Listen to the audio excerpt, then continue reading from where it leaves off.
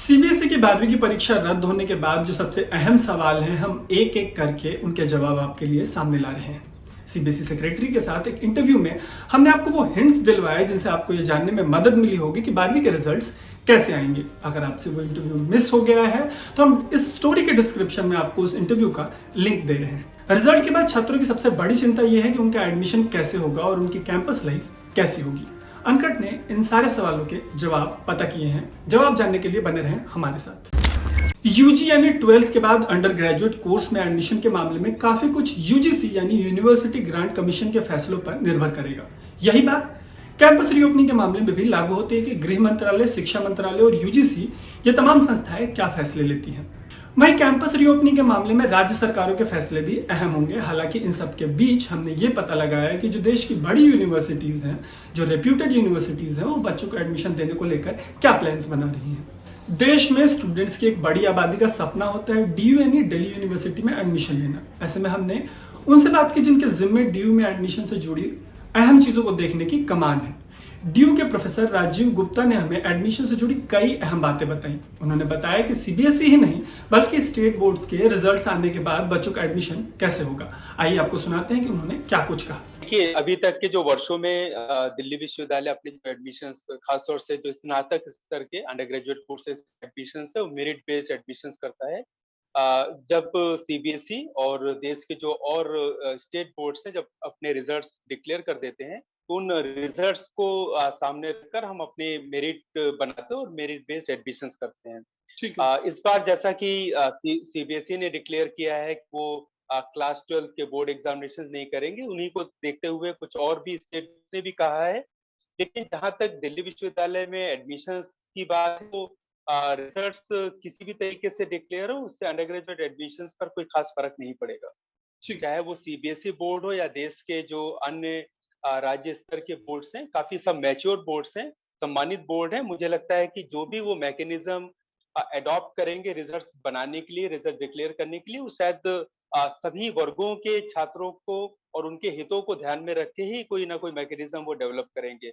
मुझे लगता है कि ये सब जो रिजल्ट डिक्लेयर करने का मसला है, वो शायद हम सीबीएसई और जो स्टेट बोर्ड्स हैं, उनको ऊपर ही छोड़ दें तो ज़्यादा अच्छा रहेगा। हमने आपको सुनाया कि प्रोफेसर राजीव न सिर्फ एडमिशन की जानकारी दे रहे हैं बल्कि ये भी कह रहे हैं कि रिजल्ट के मामले में उन्हें सभी बोर्ड्स पर पूरा भरोसा है। उनके इस भरोसे वाली बात के बीच आपको बता दें कि सीबीएसई का रिजल्ट कैसे आएगा, इसके लिए बोर्ड ने 12 मेंबर्स की कमेटी बनाई है। हमारी नज़र इस कमेटी पर भी है। हम आपको ये जल्द बताएंगे कि कमेटी क्या फैसले लेती है, लेकिन उससे पहले हम आपको बताते हैं कि जामिया मिलिया इस्लामिया जैसी एक रेप्यूटेड यूनिवर्सिटी का एडमिशन का पैटर्न इस साल क्या होगा। आपको ड्यू के प्रोफेसर राजीव ने बताया कि उनके यहाँ मेरिट बेस्ड एडमिशन होगा, लेकिन जामिया के मामले में इसका ठीक उल्टा होगा। नहीं नहीं, टेस्ट हम सॉरी ऑफलाइन यानी टेस्ट लेंगे। अच्छा, ऑफलाइन टेस्ट से एडमिशन होगा। यस यस यस, अगर हमारे यहाँ 20th के बाद 20th ऑफ द जून के बाद यानी यहाँ पर टेस्ट शुरू हो रहे हैं और उसमें सबसे पहले पीएचडी का है और उसके बाद फर्स्ट वीक ऑफ जुलाई और second week of the July जो है ऑफलाइन हमारे टेस्ट शुरू हो जाएंगे। तो आपको लगता नहीं सर पैंडेमिक सिचुएशन में थोड़ा सा डिफिकल्ट होगा स्टूडेंट्स के लिए ऑफलाइन फिजिकली अपीयर करना? ये यूजीस के बारे में आप बता रहे हैं, यूजी कोर्सेज के बारे में? हम यूजी पीजी एंड स्कूल सबके लिए आप अभी तक जो हमारा इरादा है, अभी तक का इरादा फिजिकल टेस्ट का है। अभी तक इरादा जो है वो हमारा ऑफलाइन लेने का ही इरादा है। काफी सारे स्टूडेंट्स के मन में ये सवाल है कि उनकी कॉलेज लाइफ कहीं इस पैंडेमिक की भेंट तो नहीं चढ़ जाएगी। सुनिए इसके जवाब में प्रोफेसर वसीम ने क्या कुछ कहा। थोड़ी बहुत अगर हालात बेहतर रहेंगे तो कैंपस खोल देंगे। अगर ये सारा वैक्सीनेशन वगैरह अगर हो जाएगा, अगर गवर्नमेंट ऑफ इंडिया अगर वैक्सीनेशन वगैरह करा देगी तो जैसे अबव 45 नियर अबाउट हमारे यहाँ लगभग हो चुका है सभी का। अब अबव 18 के वो चलने वाला है, तो अगर हो जाएगा तो हम इंशाल्लाह खोल देंगे। डीयू और जामिया जैसे यूनिवर्सिटीज के अलावा आईपी यानी गुरु गोविंद सिंह इंद्रप्रस्थ यूनिवर्सिटी में भी हर साल हजारों बच्चों का एडमिशन होता है। यहाँ के वीसी डॉक्टर महेश वर्मा ने अनकट को बताया कि इनके यहाँ 3 तरह से इस साल एडमिशन होंगे।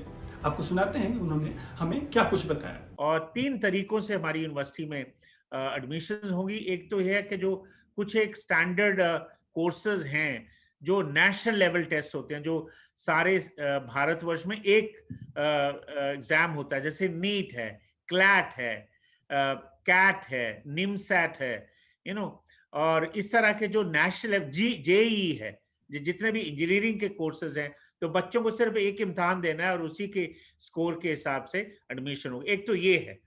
दूसरा है कि हम बहुत सारे बीए, एमएससी, एमए और बहुत सारे एमबीए कुछ एक प्रोग्राम्स हैं, तो उनके लिए हम एक अपना टेस्ट करते हैं जिसे हम सीईटी कहते हैं, कॉमन एंट्रेंस टेस्ट, वो हमारी यूनिवर्सिटी करेगी। और कुछ एक ऐसे भी हमारे यहाँ प्रोग्राम है जो पोस्ट ग्रेजुएट प्रोग्राम है, जिन्हें हम क्वालिफाइंग मार्क्स, जो जैसे उनके बैचलर में कितने मार्क्स थे उसके बेसिस पे हम एडमिशन देते हैं। वो मोस्टली वीकेंड प्रोग्राम है। इस साल भी यही होगा, मतलब इस साल, सॉरी मैं आपको इंटरप्ट करूं, इस साल भी मतलब यही 3 पैटर्न्स रहेंगे एडमिशन के? यही 3 पैटर्न रहेंगे, यही हमने आज लॉन्च किया है।